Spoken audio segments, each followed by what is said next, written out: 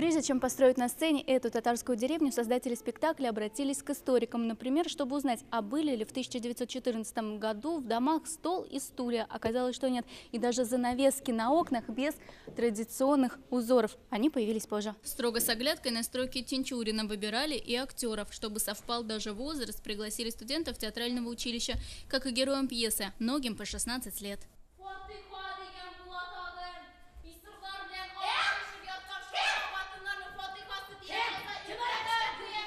Образ Надира Махдума взглядом, отношением меняется ежечасно, ежесекундно, я бы даже сказал. Пьесу «Угасшие звезды» Карим Тинчурин написал в 1923 году. Страстей в спектакле много, в том числе и любовных. Есть даже треугольник. Один из его углов – Резеда Саляхова.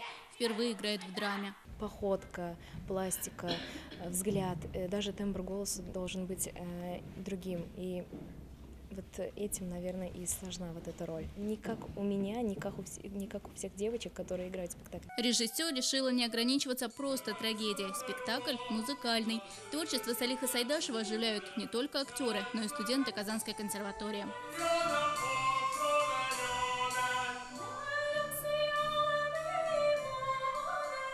Премьера запланирована на 12 апреля, а позже спектакль покажут в Москве. Маргарита Петрова, Амир Заручев, ТНВ, Казань.